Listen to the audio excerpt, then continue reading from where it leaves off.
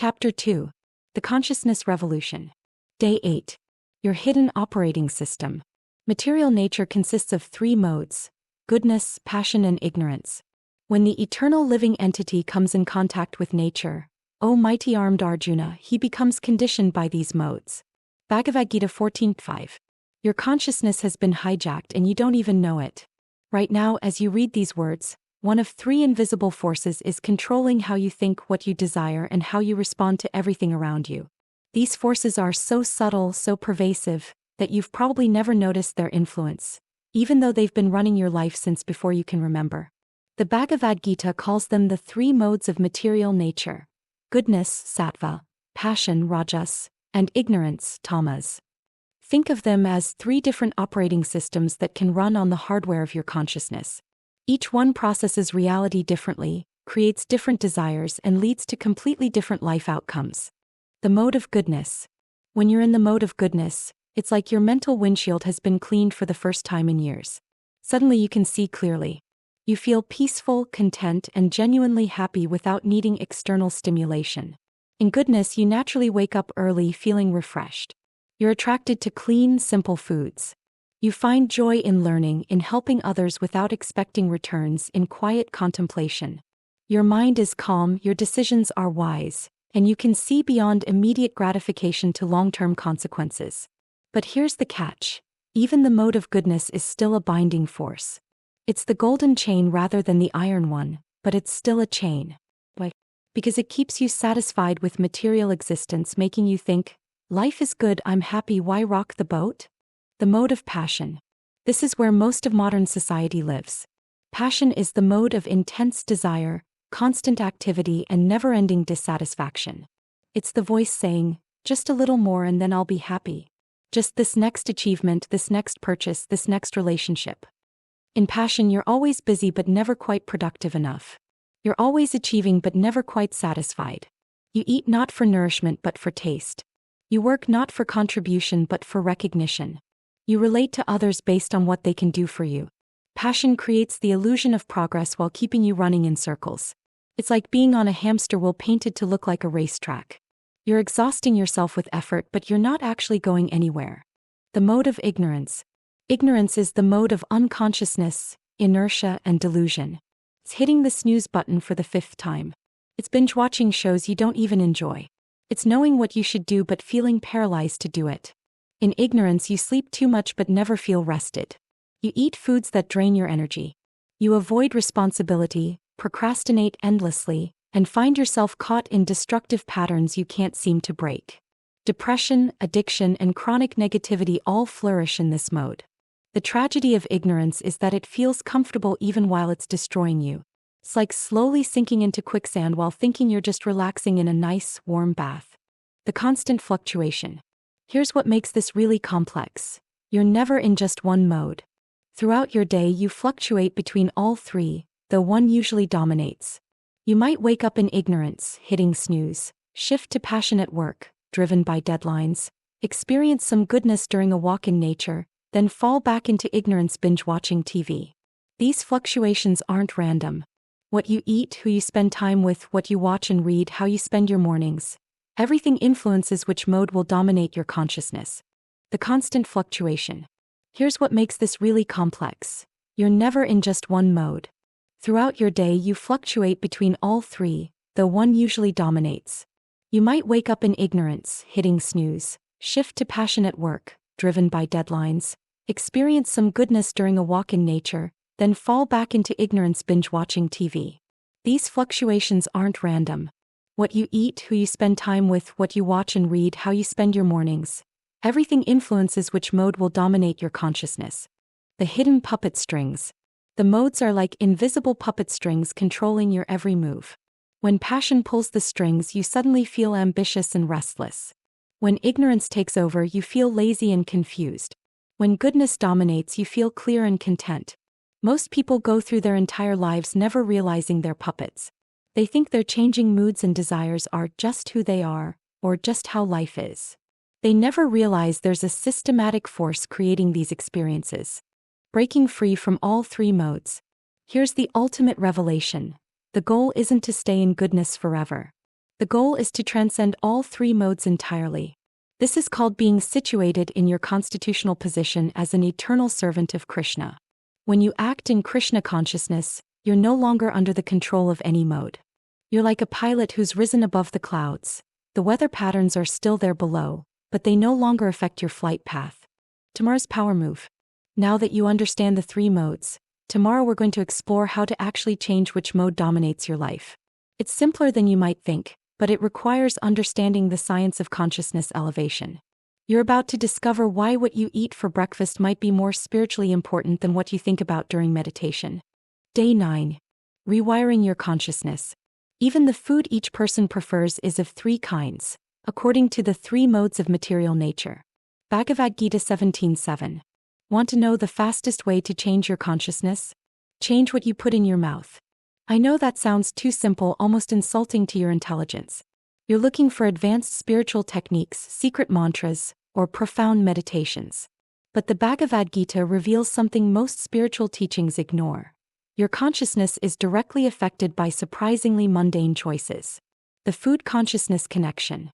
The Gita explicitly states that foods in the mode of goodness increase the duration of life, purify one's existence, and give strength, health, happiness, and satisfaction. These foods are juicy, fatty, wholesome, and pleasing to the heart. Foods in passion are too bitter, too sour, salty, hot, pungent, dry, and burning. They cause distress, misery, and disease. Foods in ignorance are prepared more than 3 hours before being eaten, food that is tasteless, decomposed, and putrid, and food consisting of remnants and untouchable things. This isn't just dietary advice, it's consciousness technology. What you eat literally determines the quality of your thoughts, the nature of your desires, and your capacity for spiritual realization. The morning momentum. Your first hour after waking sets the consciousness tone for your entire day. Wake up before sunrise and goodness gets a head start. Sleep until noon and ignorance has already won half the battle. This isn't about being a morning person or not. This is about understanding that different times of day are dominated by different modes. Early morning is naturally in the mode of goodness. Late morning shifts to passion. Late night falls into ignorance. By aligning your daily schedule with these natural rhythms, you're swimming with the current instead of against it. The association amplifier. The people you spend time with are literally programming your consciousness. This isn't metaphorical, it's mechanical. When you associate with people in ignorance, their consciousness rubs off on you. Spend time with those in passion and you'll find yourself becoming more agitated and ambitious. Associate with those in goodness or transcendence, and your consciousness naturally elevates. This is why the Gita emphasizes the importance of saintly association. It's not about being judgmental or elitist. It's about understanding that consciousness is contagious. The content you consume. Every YouTube video, every Netflix show, every social media scroll is feeding one of the three modes. Content that's violent, sexual, or intoxicating feeds ignorance. Content that's competitive, dramatic, or sensational feeds passion. Content that's educational, uplifting, or spiritually focused feeds goodness. You might think, it's just entertainment, it doesn't affect me. But the Gita disagrees. Everything you consume through your senses leaves an impression on your consciousness. These impressions accumulate, creating the lens through which you see reality. The work revolution. Even how you approach your work affects your consciousness. Work performed with attachment to results, driven by personal desire, is in the mode of passion. Work done carelessly without concern for consequences is in ignorance. Work performed as duty without attachment to results elevates you to goodness. But here's the game changer. Work performed as service to Krishna transcends all three modes entirely. The cleanliness code. Physical cleanliness directly affects mental clarity. A cluttered space creates a cluttered mind. A dirty body houses disturbed consciousness. This isn't about being obsessive. It's about understanding that external and internal cleanliness are connected. The Gita identifies cleanliness as one of the divine qualities that elevates consciousness. It's not just about hygiene. It's about creating an environment where higher consciousness can flourish. The power of sacred sound. Here's something that transcends all three modes. The chanting of Krishna's holy names. The Hare Krishna mantra. Hare Krishna, Krishna Krishna, Hare Hare, Hare Rama, Rama Rama, Hari Hari, is described as the most powerful method for consciousness transformation in this age. This isn't just repetition of sounds. These are transcendental sound vibrations that exist beyond material nature. When you chant them, you're directly connecting with spiritual energy that can lift you above all three modes. The gradual elevation. Don't try to jump from ignorance to transcendence overnight. If you're currently dominated by ignorance, first elevate yourself to passion through increased activity and engagement. From passion, cultivate goodness through regulation and purification. From goodness, the platform of transcendence becomes accessible. It's like climbing stairs. You can't skip all the steps, but you can climb them more quickly when you understand where you're going. Tomorrow's secret weapon. Now you understand what the modes are and how to influence them. Tomorrow we're going to explore the ultimate consciousness hack.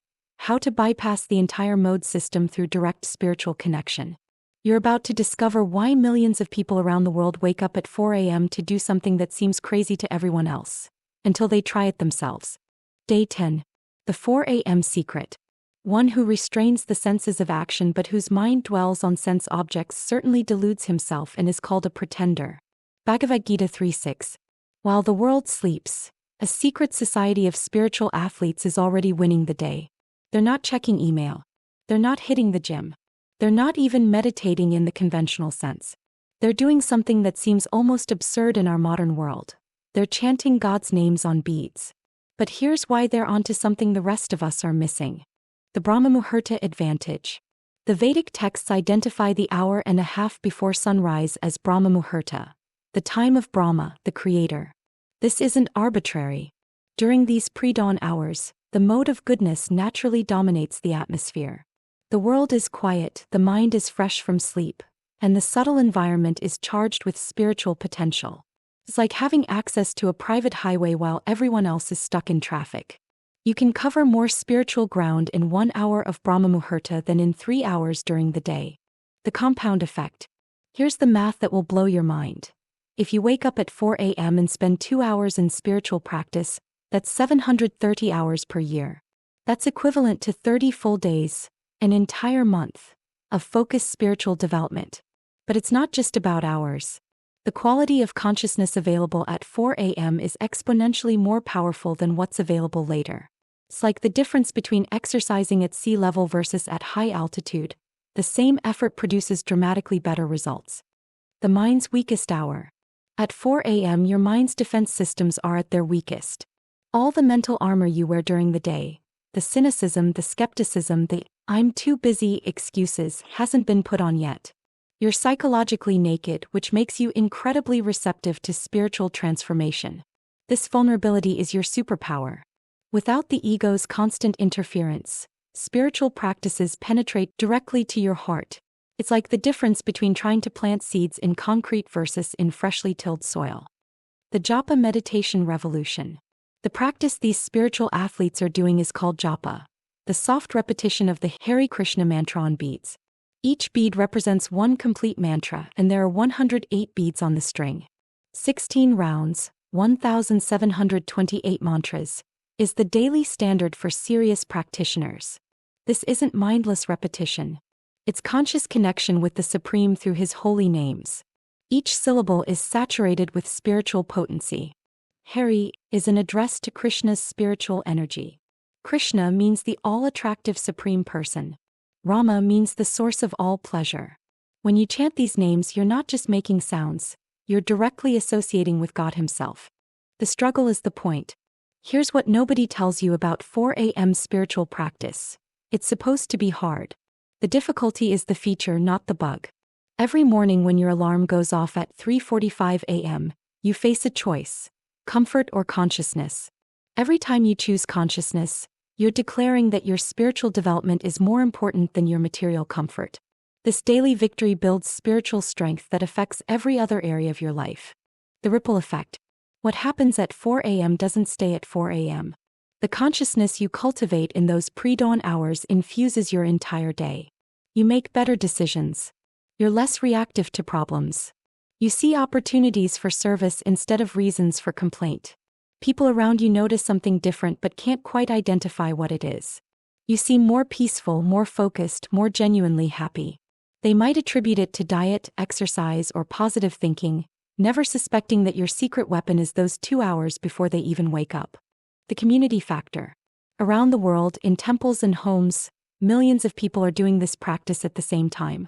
You're not alone in the dark. You're part of a global spiritual uprising that happens every single morning. This collective consciousness creates a powerful field of spiritual energy.